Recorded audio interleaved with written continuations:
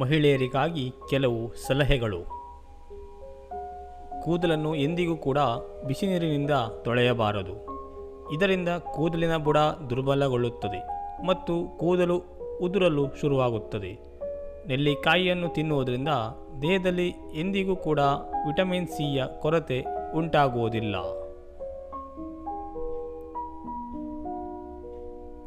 ಕೈ ಕಾಲಿನ ಗಂಟುಗಳಲ್ಲಿ ನೋವಿದ್ದರೆ ಅದಕ್ಕೆ ಶುಂಠಿಯ ರಸವನ್ನು ಹಚ್ಚಿ ತಿಕ್ಕಬೇಕು. ಇದರಿಂದ ನೋವು ಕಡಿಮೆ ಆಗುತ್ತದೆ. ಮಣ್ಣಿನ ಪಾತ್ರೆಯಲ್ಲಿ ನೀರನ್ನು ಕುಡಿಯುವುದರಿಂದ ಅಥವಾ ಆಹಾರವನ್ನು ಸೇವಿಸುವುದರಿಂದ ಕಾಯಿಲೆಗಳು ಹತ್ತಿರ ಸುಳಿಯುವುದಿಲ್ಲ. ಯಾಕೆಂದರೆ ಮಣ್ಣಿನ ಪಾತ್ರೆಯಿಂದ ನಮ್ಮ ದೇಹಕ್ಕೆ ಅಗತ್ಯವಿರುವ ಮಿನರಲ್ಸ್ಗಳ ಪೂರೈಕೆ ಆಗುತ್ತದೆ.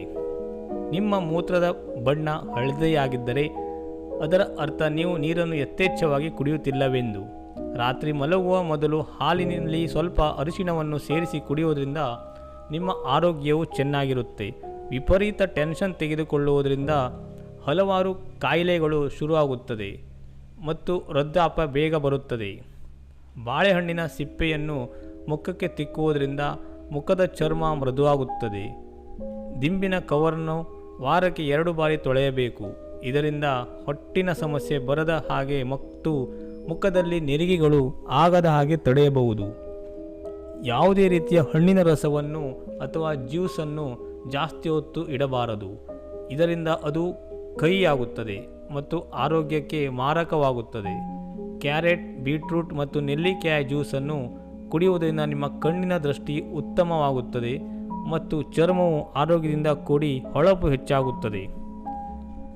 ನಿಮ್ಮ ಕಾಲಿನಲ್ಲಿ ಚಪ್ಪಲಿಯಿಂದ ಕಲೆಯಾಗಿದ್ದರೆ ಅಥವಾ ಕಜ್ಜಿಯ ಮೇಲೆ ಕಲೆಗಳಿದ್ದರೆ 1 ಹನಿ ಚಮಚ ಗ್ಲಿಸರಿನ್ಗೆ 2 ಹನಿ ಲಿಂಬೆ ರಸವನ್ನು ಹಾಕಿ ಪ್ರತಿದಿನ ಮಾಲಿಷ್ ಮಾಡಿ. ಇದರಿಂದ ಕಾಲುಗಳು ಕಲೆರಹಿತವಾಗಿ ಸುಂದರವಾಗುತ್ತದೆ. ದಿನ ರಾತ್ರಿ ಮಲಗುವ ಮೊದಲು ಬಾದಾಮಿ ಎಣ್ಣೆಯನ್ನು ಹಚ್ಚಿಕೊಂಡು ಮಲಗಿ. ಇದರಿಂದ ನಿಮ್ಮ ತ್ವಚೆ ಗ್ಲೋಯಿಂಗ್ ಆಗುತ್ತದೆ ಮತ್ತು ನೆರಿಗೆಗಳು ಕಡಿಮೆಯಾಗುತ್ತದೆ.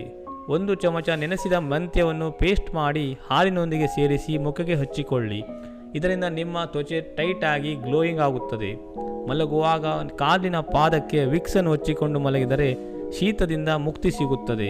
ಮುಖಕ್ಕೆ ಪಿಂಪಲ್ನ ಸಮಸ್ಯೆ ಇದ್ದರೆ ಕೈಬೇವಿನ ಪೇಸ್ಟ್ ಅಥವಾ ಕೈಬೇವಿನ ರಸವನ್ನು ಮುಖಕ್ಕೆ ಮೇಲೆ ಹಚ್ಚಿಕೊಳ್ಳಿ. ಹೀಗೆ ನಿಯಮಿತವಾಗಿ ಮಾಡುವುದರಿಂದ ಪಿಂಪಲ್ನ ಸಮಸ್ಯೆ ಕಡಿಮೆ ಆಗುತ್ತದೆ. ಬೆಳಿಗ್ಗೆ ಮೊಸರನ್ನು ತಿನ್ನುವುದರಿಂದ ದೇಹಕ್ಕೆ ತಂಪು ಸಿಗುತ್ತದೆ ಮತ್ತು ಜೀರ್ಣಕ್ರಿಯೆ ಸರಾಗವಾಗುತ್ತದೆ. ಪ್ರತಿದಿನ ಮೊಸರು ಮತ್ತು ಮಜ್ಜಿಗೆಯನ್ನು ಸೇವಿಸುವುದರಿಂದ ಯೂರಿನ್ ಇನ್ಫೆಕ್ಷನ್ ಸಮಸ್ಯೆ ಬರುವುದಿಲ್ಲ. ನಿಮ್ಮ ಮೂಳೆಗಳಲ್ಲಿ ಕಟ್ಕಟ್ನ ಶಬ್ದ ಬರುತ್ತಿದ್ದರೆ ಅದರರ್ಥ ನಿಮಗೆ ಕ್ಯಾಲ್ಸಿಯಂನ ಕೊರತೆ ಇದೆ ಎಂದು. ಕ್ಯಾಲ್ಸಿಯಂನ ಕೊರತೆಯನ್ನು ನೀಗಿಸಲು ಹಾಲು, ಮೊಸರು, ಸೋಯಾಬೀನ್ ಮತ್ತು ಪನ್ನೀರನ್ನು ಸೇವಿಸಿ. ಅನ್ನವನ್ನು ಬಸಿದ ನೀರು ತುಂಬ ಲಾಭದಾಯಕವಾಗಿರುತ್ತದೆ. ಅದನ್ನು ಕೂದಲಿನ ಬುಡಕ್ಕೆ ಹಚ್ಚಿದರೆ ಕೂದಲು ಉದುರುವುದು ಕಡಿಮೆಯಾಗುತ್ತದೆ. ನಿಮಗೆ ಮೂತ್ರದಲ್ಲಿ ಉರಿ ಇದ್ದರೆ ಅಥವಾ ಕಿಡ್ನಿ ಸ್ಟೋನ್ ಸಮಸ್ಯೆ ಇದ್ದರೆ ಪ್ರತಿನಿತ್ಯ ಎಳನೀರನ್ನು ಸೇವಿಸಬೇಕು. ಅಧಿಕ ಪ್ರಮಾಣದಲ್ಲಿ ಉಪ್ಪನ್ನು ಸೇವಿಸುವುದರಿಂದ ಹೈ ಬ್ಲಡ್ ಪ್ರೆಷರ್ನ ಸಮಸ್ಯೆ ಶುರುವಾಗುತ್ತದೆ. ಊಟವಾದ ನಂತರ ಜೀರಿಗೆಯ ಪುಡಿಯನ್ನು ತಿನ್ನುವುದರಿಂದ ಜೀರ್ಣಕ್ರಿಯೆ ಸರಾಗವಾಗುತ್ತದೆ. ಮಹಿಳೆಯರಲ್ಲಿ ನಿದ್ರಾಹೀನತೆಯ ಸಮಸ್ಯೆ ಇದ್ದರೆ ಅದರಿಂದ ಅವರ ದೇಹದ ತೂಕ ಹೆಚ್ಚಾಗುತ್ತದೆ. ಹಾಗಾಗಿ ಸರಿಯಾದ ಪ್ರಮಾಣದಲ್ಲಿ ನಿದ್ರೆ ಮಾಡಬೇಕು. ಮನೆಯಲ್ಲಿಯೇ ಪಾರ್ಲರ್ನ ಗ್ಲೋ ಬೇಕಾದಲ್ಲಿ ಬಾದಾಮಿ ಎಣ್ಣೆಯಿಂದ 5 ನಿಮಿಷಗಳ ಕಾಲ ಮಸಾಜ್ ಮಾಡಬೇಕು. ಬಾದಾಮಿ ಎಣ್ಣೆಯಲ್ಲಿ ವಿಟಮಿನ್ ಎ, ವಿಟಮಿನ್ ಇ ಮತ್ತು ಒಮೆಗಾ 3 ಫ್ಯಾಟಿ ಇದ್ದು ಇದು ಸ್ಕಿನ್ನಿನ ಪೋಷಣೆಯನ್ನು ಒಟ್ಟು ಸ್ಕಿನ್ ಹೊಳೆಯುವಂತೆ ಮಾಡುತ್ತದೆ.